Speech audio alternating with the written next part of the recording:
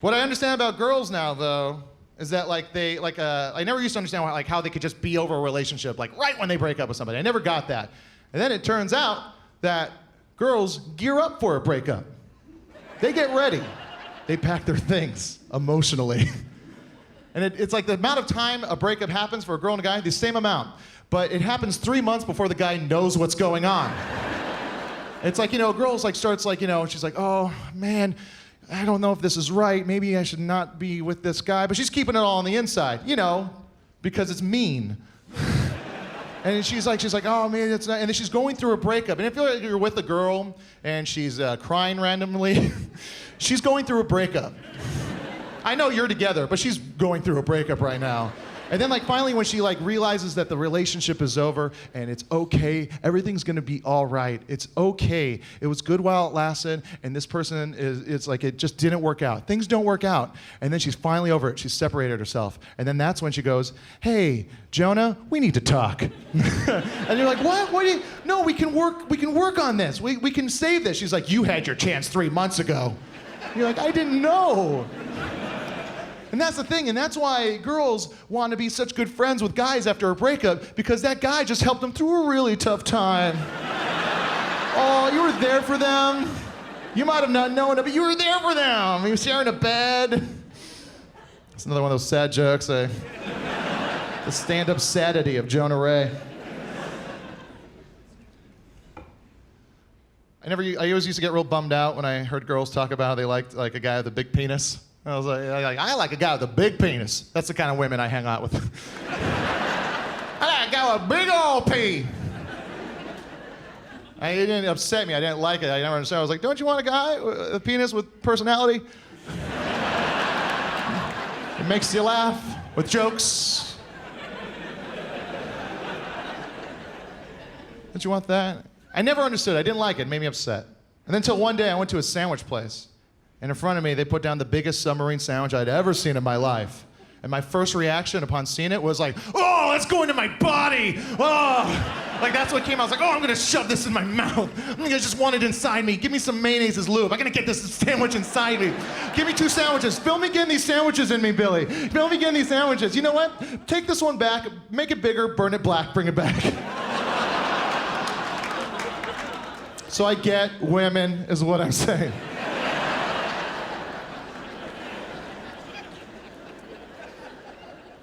I'll tell you a story about, I went to this house party once, and there was a lot of us hanging out, and it turns out Lars Ulrich from Metallica was there. He was the drummer for Metallica, and we're all hanging out, and it's crazy, because this guy is I grew up loving this dude. He was one of my favorite drummers of all time. Not so much anymore. And it was kind of crazy. I was like, this is really crazy. This is Lars Ulrich. And I'm not going to say legally that he was doing cocaine. But cocaine was being done, and it wasn't anybody else. And he starts trying to tell us about music and stuff like that, and I just start trying to figure out one song. He's just like, you gotta, this one song, oh brother. And I was like, oh brother, you're in a metal band. And then he's trying to tell us a song. We're like, oh, we don't have it. And this is a while back too. This happened. And we're next to a computer. He's like, does that computer go online? And I was like, yeah. If it didn't, I'd throw it out the window. What good would it do me if it didn't? He's like, oh, well anyway, yeah, I'll download that song. Now here's the thing you gotta know. This is pre-iTunes. To say the words, I'm gonna download a song, was illegal. Mainly in part to Lars Ulrich. This is the guy that made it so no one could do that. The people that did, he sued them. He sued fans of him. That'd be like someone coming to me, I really like your stuff, and then I'd punch them in the balls and take their money and then poop on their face. And then everyone kind of gets weird. They're like, whoa, what?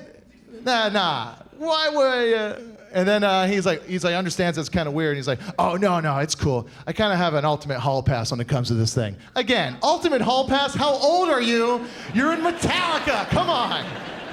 And then he was just like, he was like, I could do this. And then I was like, you know what? If anyone could do that, it's not you. That's like Hitler.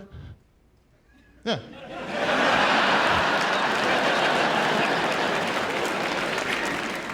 A few years after that, same house. I don't know why I went back to it after that situation. I went to the house, and me and my friend Doug are there. And we're bored, and then we somehow are drunk enough to like go, hey, we should all play Truth or Dare, because we're adults. And then our whole plan was we're gonna start a game of Truth or Dare, and then we're gonna get girls to kiss, like so it's not creepy. It's like I was like, I dare you to kiss my friend Doug, and Doug's gonna go, I dare you to kiss Jonah, and it was gonna be great. We're both gonna get to kiss girls. I was 25. And so we start playing, and Doug's not going along with the game plan. 3 times I've gotten girls to kiss him. He's had his opportunity, a handful. I've not kissed any girls. So all of a sudden I start looking like a weirdo. Like, I dare you to kiss my friend Doug. He's so good at it. He's the king of making out. And he's doing nothing for me. And then, walking through the kitchen where we're playing this is Courtney Love, the musician from Hole. She's walking by, and I see her, and I'm like, in a drunken Tourette's moment, I'm like, hey, Courtney Love, you in on this game of Truth or Dare? And before I could turn back to my friends, I go, did you just see what I said to Courtney Love? She goes, okay, and then saunters up to the table like a drunken walrus. And then everyone like looks at me going, oh, you just ruined this party. She's the opposite of a party. This is a bummer. And then like, she's like part of the game. She's the newest person in there. And so it's her turn to be asked.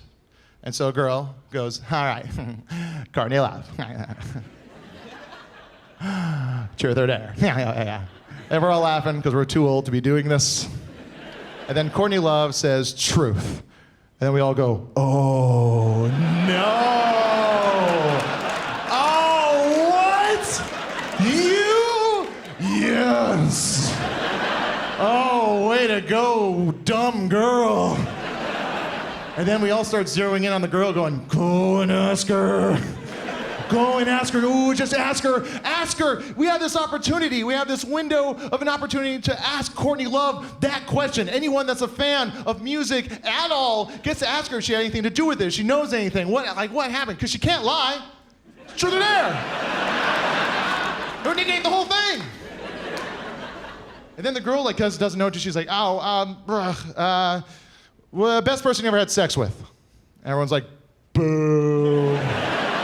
Literally, everyone said boo. She starts to answer, and then everyone's just like, you know what? Party's over. We all start getting up. We're all pissed at that girl. And like, it's just like lame. And then like, I go and find that girl later on the party. I go, what was your problem back there? You choked. And she's like, did you really expect me to ask her that question? I said, even if Courtney Love had said dare, you should have said, I dare you to tell us you killed Kurt Cobain.